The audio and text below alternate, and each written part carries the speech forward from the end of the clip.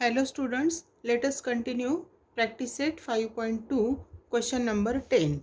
Find the coordinates of the points of trisection of the line segment AB with A 27 and B -4 -8. आता ट्रायसेक्शन करणारे points आपल्याला घ्यायचे सेग ए बीचे, म्हणजे आपल्याला इथे दोन पॉइंट्स घ्यायला लागतील. सपोज आपण सेग ए बी ड्रॉ केली तर पी आणि क्यू हे दोन पॉइंट्स असे आपल्याला घ्यायला लागतील की A P is equal to P Q is equal to Q B होईल. म्हणजे सेग ए बीचे 3 इक्वल पार्ट्स होतील. एचे कोऑर्डिनेट्स आपल्याला दिलेले आहेत 27 आणि बीचे कोऑर्डिनेट्स आहेत -4 -8. तर आपण एच्या कोऑर्डिनेट्सला x1 y1 म्हणूया आणि बीच्या कोऑर्डिनेट्सला x2 y2 म्हणूया. पी आणि क्यूचे कोऑर्डिनेट्स आपण फाइंड करणार आहोत.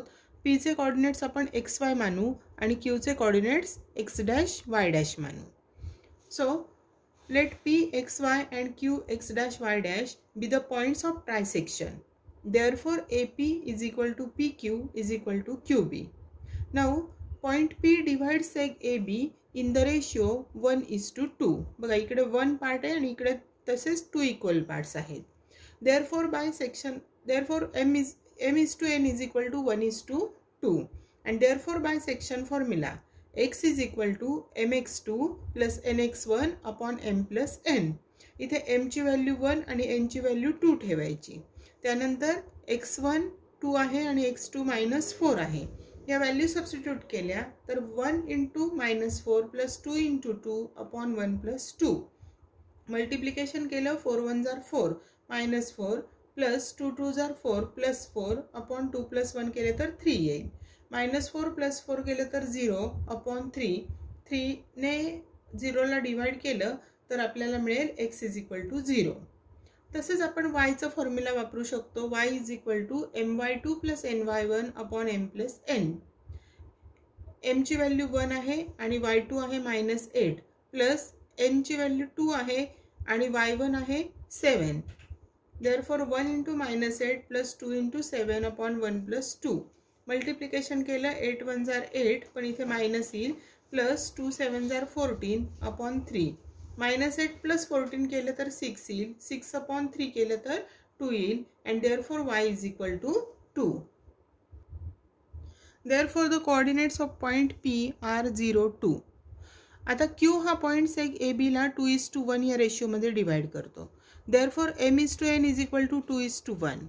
Therefore by section formula x is equal to mx2 plus nx1 upon m plus n. Value substitute केल्या 2 × -4 + 1 × 2 upon 2 + 1.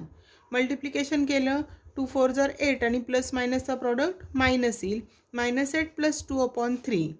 सबट्रॅक्शन केलं तर -6 upon 3. Therefore x is equal to -2.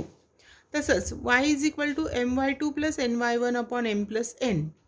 Substituting the values 2 × -8 + 1 × 7 upon 2 + 1. 8 2 जार 16 plus मायनसचा product minus होईल. So -16 + 7 upon 3 that is equal to -9 upon 3. 3 ने divide केलं तर y is equal to -3 and therefore coordinates of point Q are -2 -3. and so last answer is आपल्याला question विचारला find the coordinates of the points of trisection. Therefore coordinates of points of trisection of line segment AB are 0 2 and -2 -3. Now next question number 11.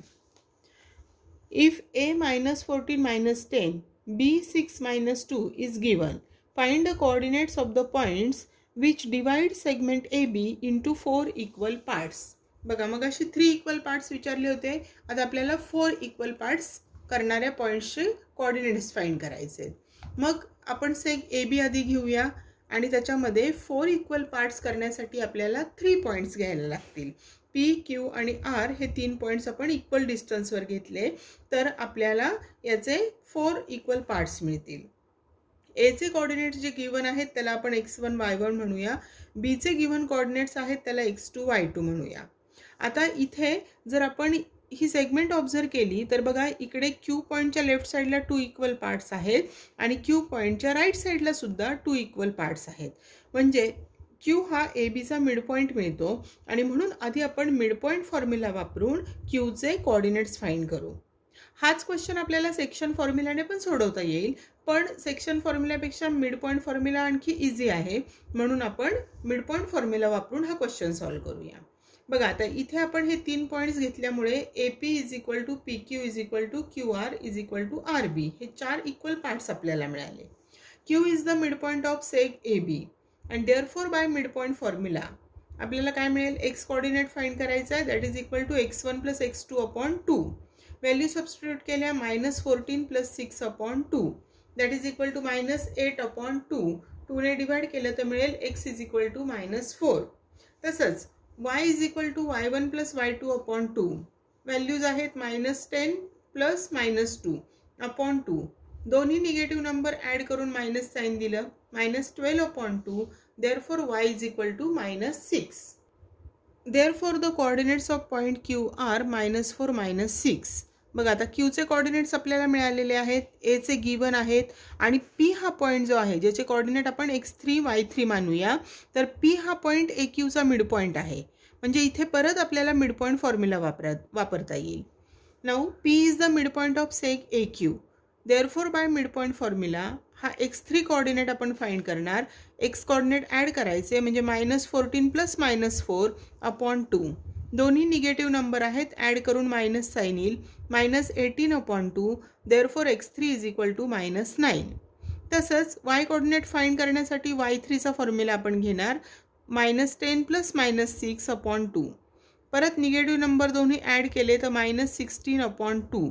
2 ने divide केलं तर 2 8 जार 16. Therefore y3 is equal to -8 and therefore the coordinates of point P are -9 -8. तसंच R हा point QBचा mid point आहे, त्याचे coordinates आपण x4 y4 मानूया. Therefore R is the mid point of seg QB. Therefore by mid point formula x4 is equal to -4 plus 6 upon 2. एक number -1 plus आहे, subtraction करून मोठ्या नंबरचं साइन येईल, plus sign 2 upon 2. Therefore x4 is equal to 1.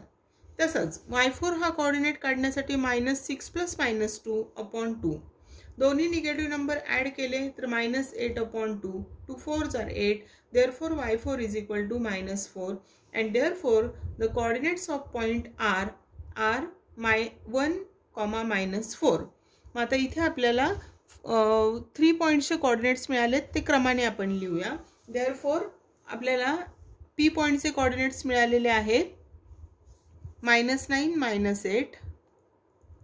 नंतर Q पॉईंटचे coordinates आहेत -4 -6 आणि R पॉईंटचे कोऑर्डिनेट्स आहेत 1 -4. R the coordinates of the points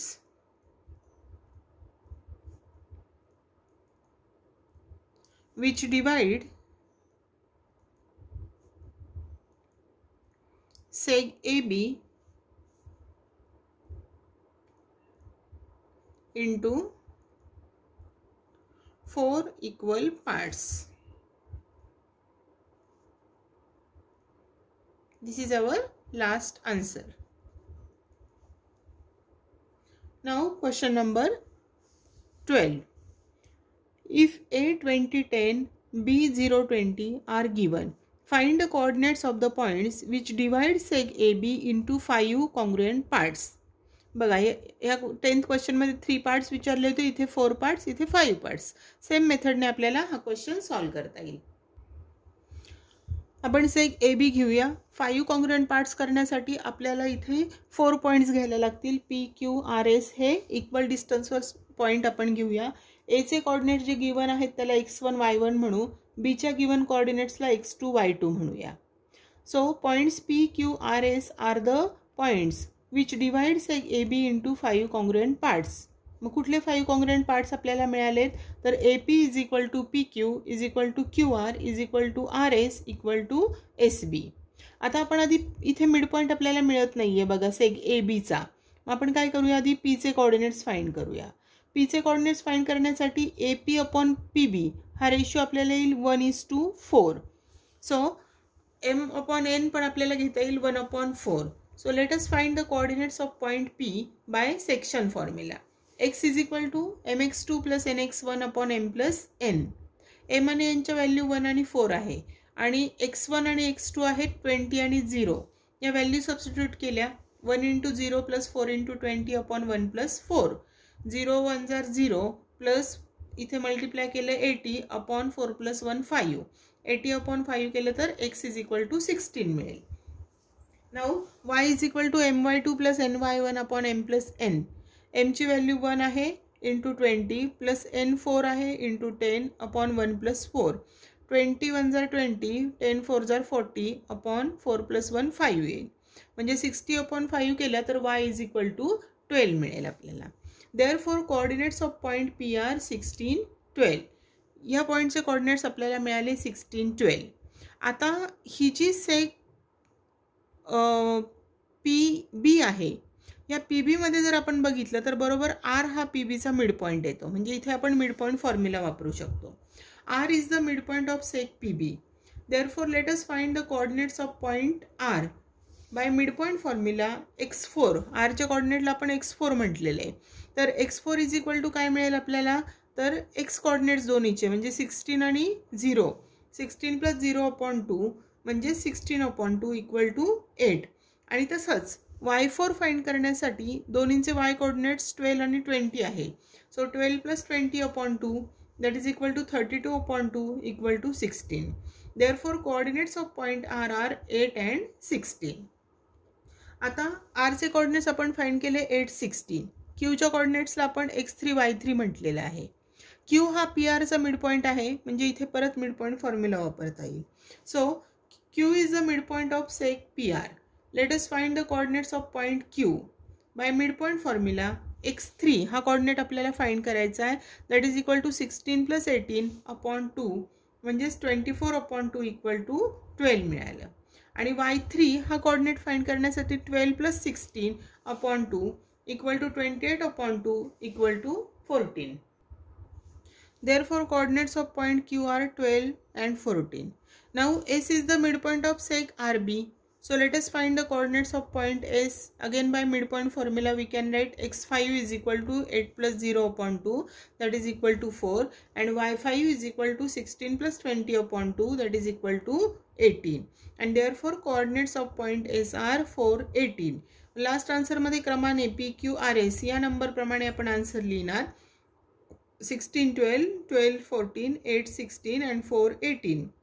Are the coordinates of the points which divide sec AB into 5 congruent parts, and thus practice set 5.2 is completed.